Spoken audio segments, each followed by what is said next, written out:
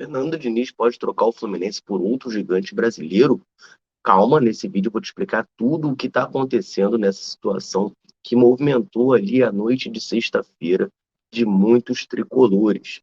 Também nesse vídeo vou trazer para vocês novidades, tá? Sobre a parceria entre Flamengo e Fluminense na concessão do Maracanã, administração do estádio. Temos uma novidade muito importante que afeta, né, ali o começo de 2023 tricolor, porque o Maracanã é a nossa casa, mas por conta da concessão estar em aberto, a gente não tinha essa certeza plena de que o Fluminense conseguiria jogar lá. Agora temos essa outra notícia muito importante e que dá certa tranquilidade para Fluminense e Flamengo, tá? Só antes da gente partir para todas essas notícias aqui nesse começo de sábado, eu quero só pedir para você, ó, deixar o like nesse vídeo, tá? Aqui embaixo do vídeo tem um botão do joia, que se você apertar ali, você dá uma moral absurda pra gente, que produz conteúdo diariamente sobre o Fluminense aqui no YouTube para você, tricolor, ficar muito bem informado. A gente traz as principais notícias da grande mídia, da mídia independente tricolor, faz lives, análises, debates, e para a gente continuar com esse trabalho aqui muito bacana para você, é importante que você deixe o like, porque isso fortalece muito o nosso trabalho. Valeu? Conto com a sua ajuda, conto com o seu apoio. Então vamos lá, vamos partir para as notícias, que é isso que o povo quer. Primeiramente, falar dessa situação do Maracanã, da parceria entre Flamengo e Fluminense. Vamos lá, recapitulando aqui que tudo que está acontecendo, para quem, enfim, possa estar um pouco perdido aí nessa situação.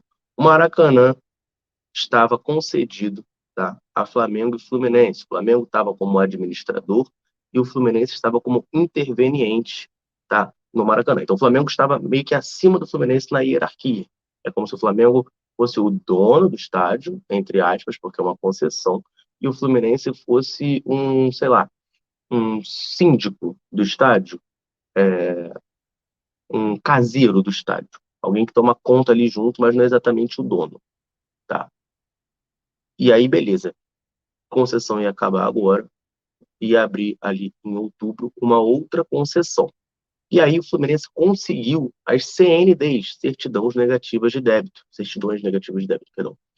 E com isso, o Fluminense poderia, ao lado do Flamengo, entrar como sócio no Maracanã e os dois serem administradores, né? Estarem na mesma posição ali e administrarem juntos o Maracanã, o que para o Fluminense seria muitíssimo mais interessante do que ser mero interveniente, ok? Aí ia ter a concessão, dia 28 de outubro, ia ter a licitação do Maracanã para termos a nova concessão.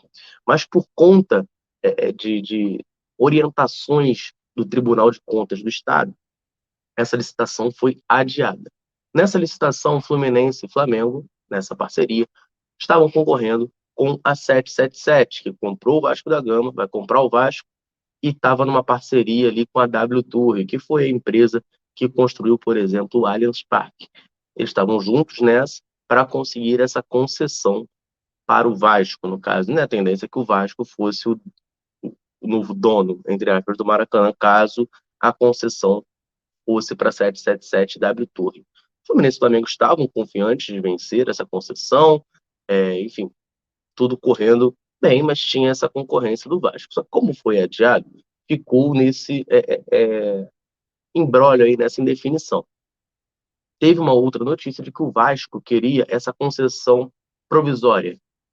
Enquanto não rolasse a nova concessão, porque o contrato da concessão atual ia acabar, o Vasco queria e entrou com esse pedido ser o administrador do Maracanã nesse inteirinho aí, enquanto não rolasse a nova licitação. Então, aí como o Fluminense e o Flamengo começaram a correr o risco. E se isso acontece, para o Fluminense, por exemplo, jogar no Maracanã no início de 2023, a gente está aí feliz da vida que vai poder voltar a jogar uma Libertadores no Maracanã desde muito tempo, ia ter que pedir permissão para o Vasco, ia ter que pagar aluguel para o Vasco, ia ter que desenrolar com o Vasco. E a gente sabe como é complicado, né? Você desenrolar qualquer coisa com esse clube. Então, vamos lá, esse era o cenário até agora. A última notícia que a gente tinha era essa. Porém, tá, saiu informação de que a licitação provisória, vamos botar assim, a concessão provisória foi cedida à Fluminense e Flamengo.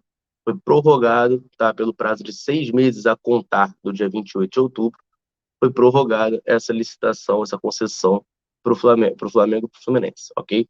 Então, Flamengo e Fluminense seguem aí administrando o estádio a partir do dia 28 de outubro, já passou, por 6 meses, ok? Mas fica nos moldes antigos, tá? No molde do contrato que está em vigor. Ou seja, o Flamengo está como administrador, o Fluminense como mero interveniente. A tendência é que na nova licitação, quando ela ocorrer, as coisas mudem. O Fluminense torne-se administrador ao lado do Flamengo, mas no momento vai se manter, tá? Nessa mesma posição. E essa licitação provisória, nessa concessão provisória, perdão, ela pode, eu vou pegar até as aspas aqui, ela pode ser interrompida com desfecho ou encerramento do processo no TCE, que é o Tribunal de Contas do Estado. Ou seja, quando for rolar outra licitação, que pode ser, sei lá, amanhã, ou pode ser daqui a 6 meses, essa licitação, essa concessão atual se encerra e vai valer a próxima através da nova licitação. Ok? A alegação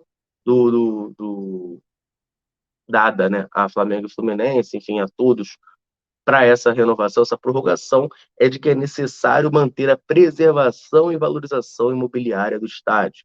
Seria ruim você ter o Maracanã ali meio às traças, se ninguém recebesse essa concessão provisória.